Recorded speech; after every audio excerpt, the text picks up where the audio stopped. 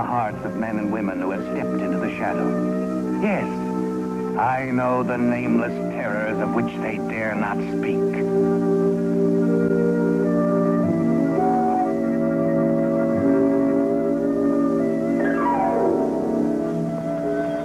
It was Christmas week, and the city was caught up in the gay, happy spirit of the approaching holiday. But Jean Grant's mood hardly matched that of the city around her. Jean Grant was afraid.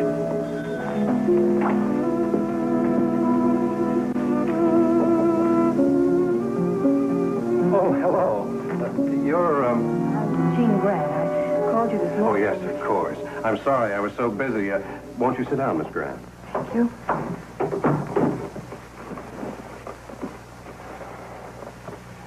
Well, you seem a little nervous. Is there something I can do?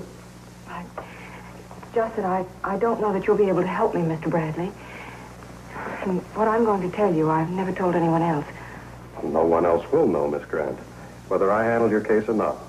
Does that make it easier? Yes, much. Good. Well, it's really quite simple. The facts, I mean. You see, I was keeping company with someone a number of months ago. A very fine man. At least I thought he was. I guess I still do. Go on. Well, I wasn't in love with him, but he was kind and thoughtful and very much in love with me.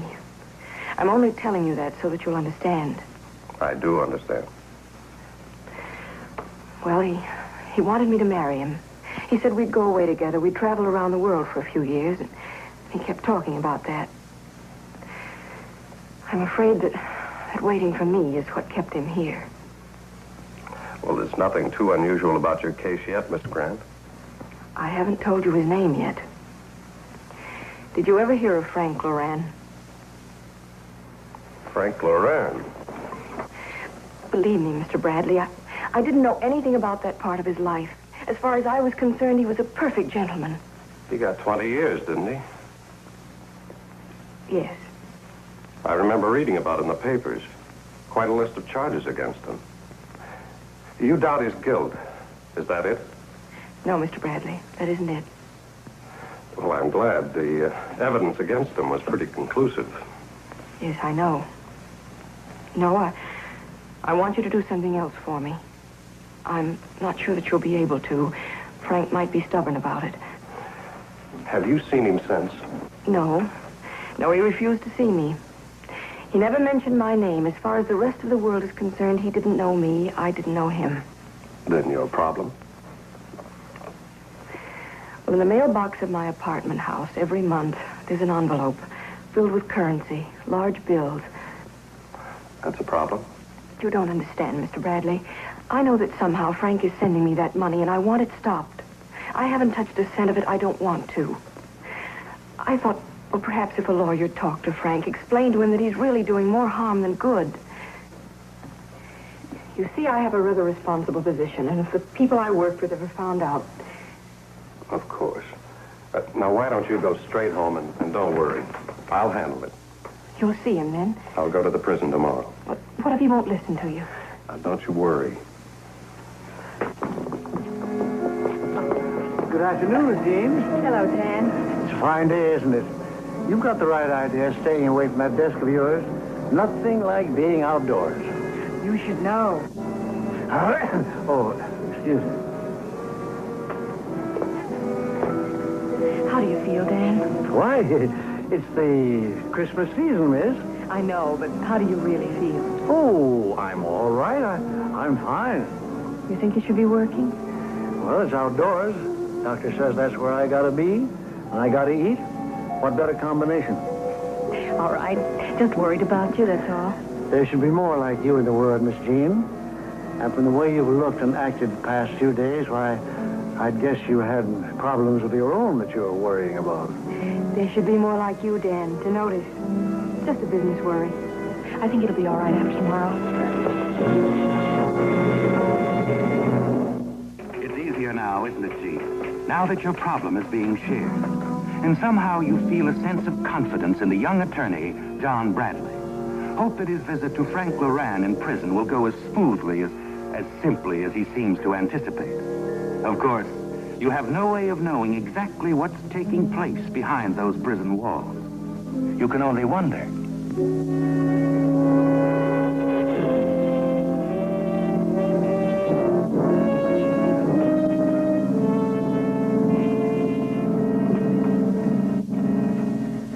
Can we talk for a minute? What about? Well, the reasons I gave for wanting to see you don't mean anything. Actually, I came here representing a client. How is Jean? Will you talk about her?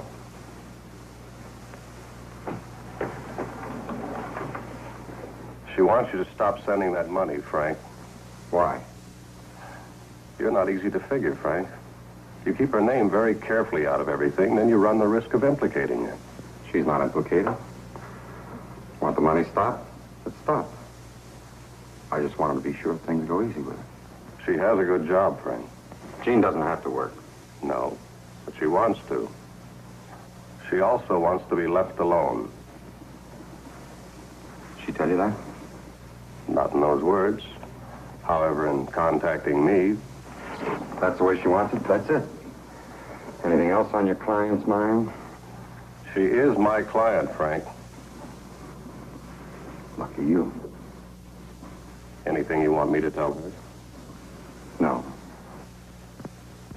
The money hasn't been touched. What do you want done with it? I haven't any use for it. Jean is all right. I just wanted to be sure. I don't want to be in any trouble. It'd be a lot easier if you could suggest what to do with the money. I don't care what you do with it. Tell her to take your fee out of it. Send the rest to charity. A Christmas present from Frank Loran. I'll tell him.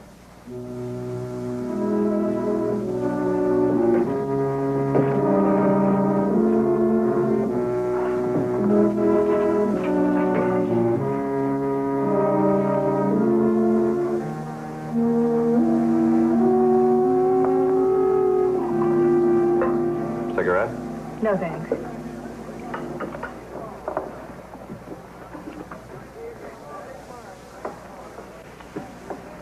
I'm so pleased that everything went well, Mr. Bradley. Are you? You hardly touched your dinner. I couldn't somehow. I just didn't feel like it. I'm only happy that Frank listened to you, that he understood. I think he did. And you know something? You're right. He is a nice guy.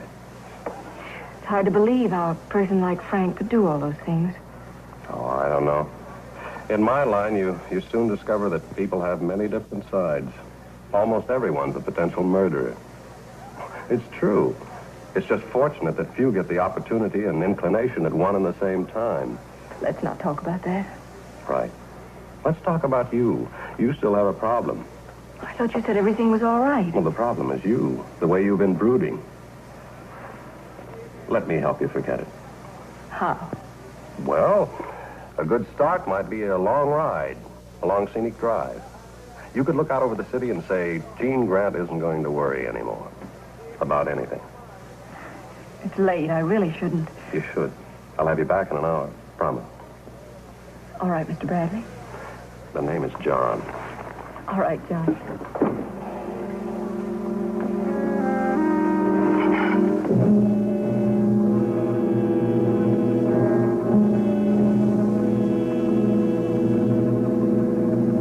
Good evening, Miss Jane. Hello, Dan.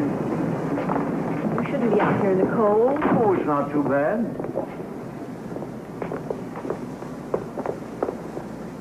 No more worries? No more worries. Good. Thanks again. Not at all. Good night. Good night. The problem of Frank Loran is off your mind at last, isn't it, Jean? Yes. After all those weeks of worry, confusion, you can look ahead now to a bright, clean future.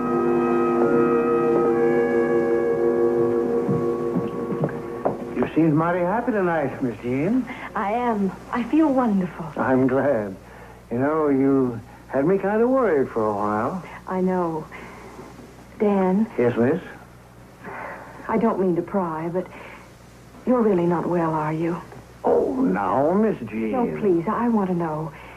If you had some money, quite a bit of money, is there a doctor who could help you? There really should be more like you.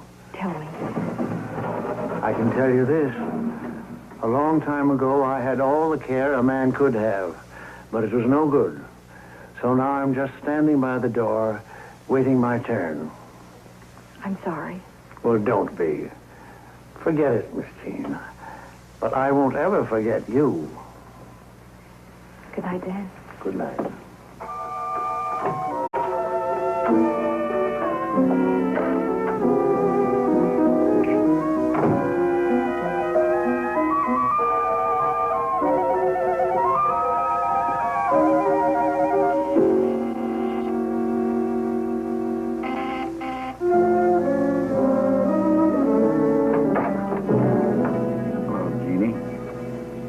Who are you?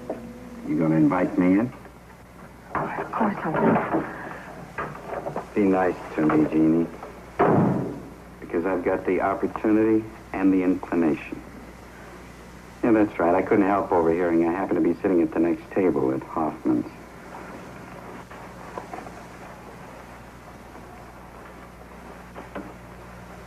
Mind? What do you want?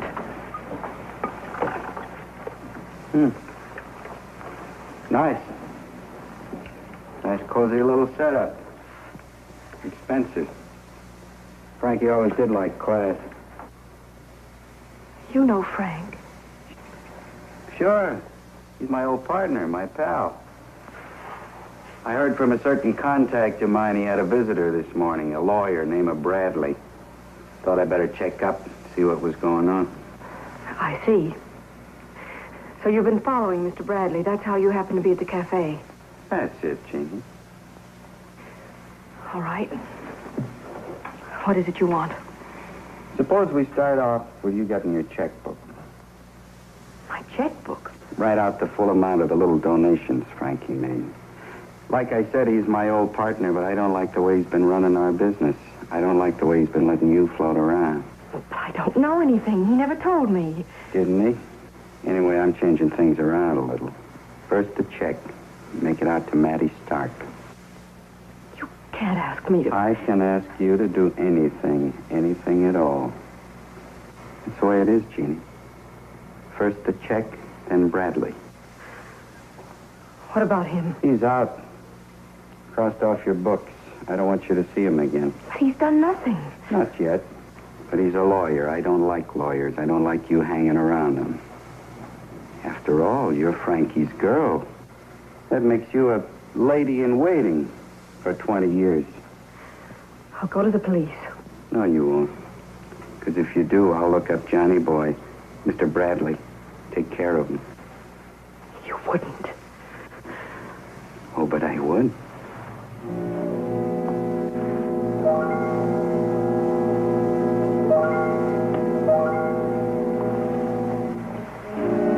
Here.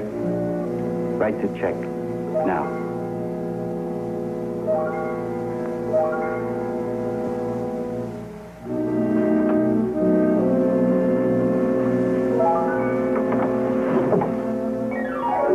It vanished in an instant, didn't it, Jean? The hope for a bright, clean future disappeared with Mattie Stark's visit to your apartment 3 nights ago. He's afraid, isn't he? So desperately afraid of anything that might put him where Frank is, that he'll commit murder. You're certain of that. Yes?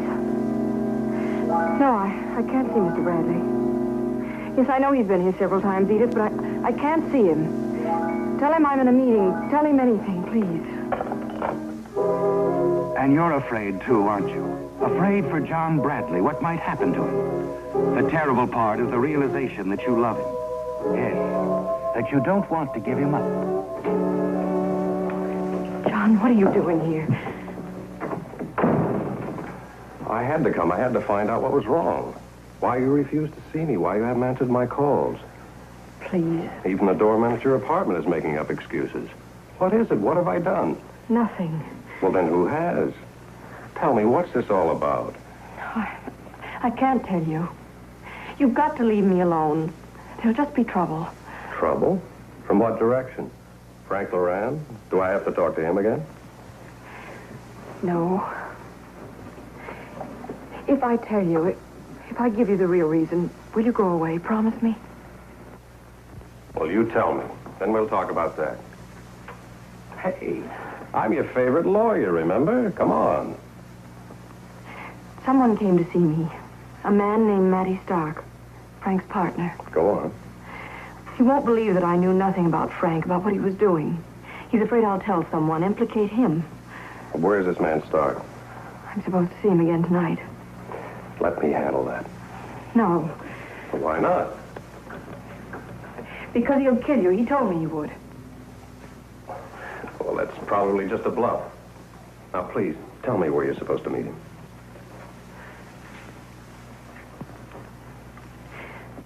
There was a note in my mailbox this morning. It's a hotel near the waterfront. Okay. When you finish here, you go straight home. Wait for a call from me. Don't open your door and don't talk to anyone. Be careful, John, please. Sure.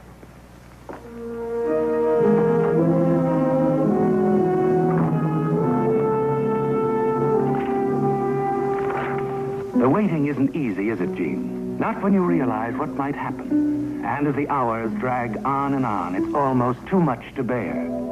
You wish that Dan was still on duty downstairs so that you could talk with him. Yes, that would help, wouldn't it? Yes? Oh, it's you, John. Are you all right? Sure. There's nothing to worry about. Yes, I went to the hotel. I saw him. Look, Gene, does this call go through a switchboard? Oh, I see. Well, we'd better not talk anymore. Well, can you come over here? Why not? Are you sure everything's all right? Of course. Look, I'll drop by your place in the morning before you go to work. And, Gene, no matter what you might hear, remember, there's nothing to worry about. No, not anymore. Bye.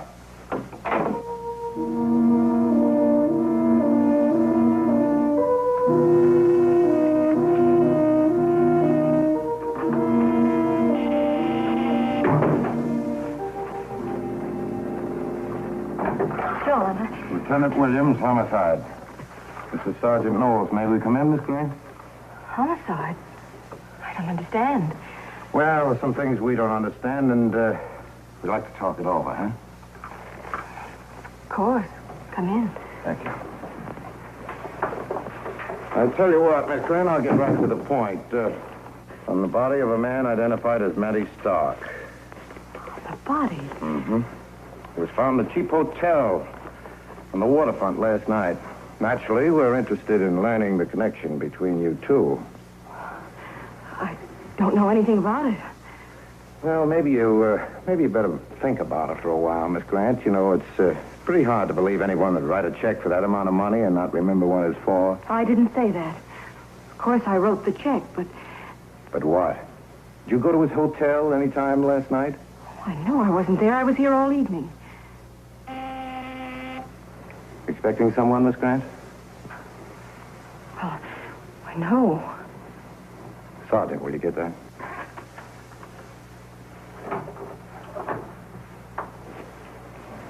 Well, John Bradley, come in. Sergeant, you want to see what's keeping that doorman? Right. Well, Miss Grant, you lost little time in getting yourself a lawyer, and a good one, too. This boy's a real comer, huh?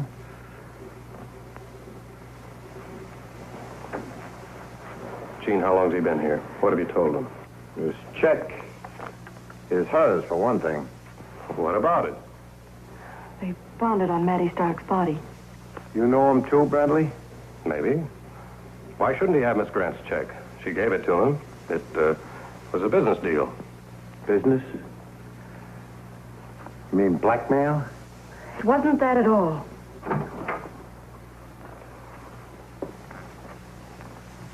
Why, what's this all about, Miss Jean? What's wrong? I'll ask the questions around here if you don't mind, sir. We're trying to find out if Miss Grant went to a certain address last night. Now, it's to her advantage for you to tell the truth. Why, certainly. Tell me, you notice her leave this building here last night, say, around 9 o'clock? Why, no. I was on duty until late. Miss Grant never left the building at all. Does that satisfy you, Lieutenant? Look, I'm not trying to fasten this on anyone, Bradley. All I want is the truth. Speak to you a minute, Lieutenant? Sure. Excuse me?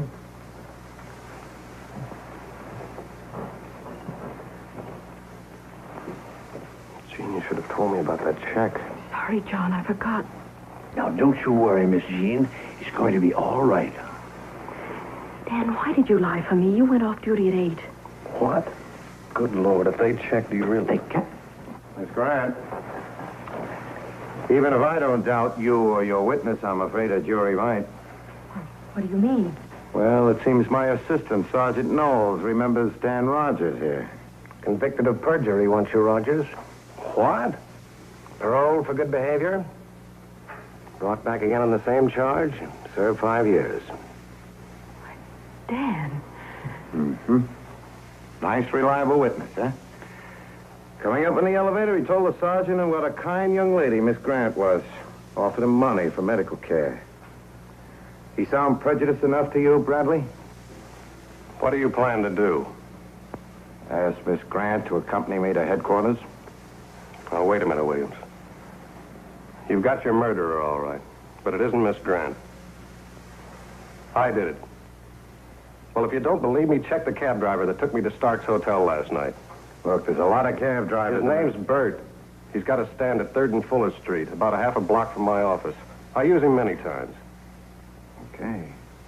Okay, Bradley, but you know what this means. Yes. I know what it means.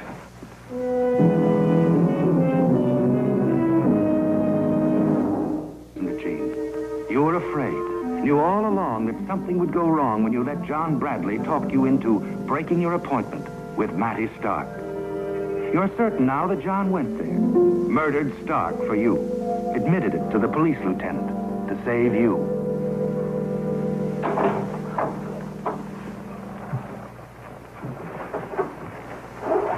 You know this man? I drove him to the Oceanfront Hotel last night. It was after 9. Mm-hmm. How long was he in there? Oh, I wouldn't know. He didn't ask me to wait. I seen him go in the hotel, though. And right after that, I picked up another fare and drove off. Okay.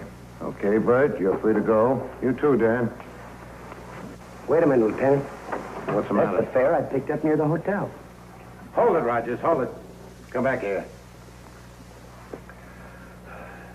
Of all the cab drivers in this town, I never forget a fare, mister. Stark was dead when you got to his hotel, wasn't he? That's why you lied, because you thought Miss Grant was... Yes. Yes, that's the way it was. you care to argue the point, Rogers? Well, it wouldn't do much good, I guess. Dan, you killed Stark. But why? Wait a minute, Gene. Now, don't you worry about me. But if they put me on trial, the jury had better not stay out too long. How did you even know about Stark? Oh, I knew a lot of things, Miss Jean. But as for what I did, well, it wasn't so much for you. It was for Frank, too. Frank?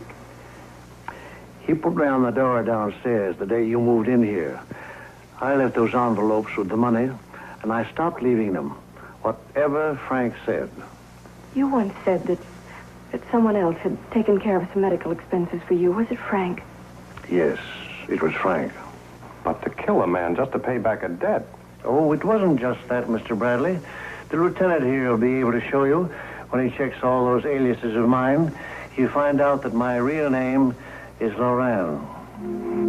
Frank asked me to look out after Miss Jean and protect her. She was the one decent thing that ever happened to my son.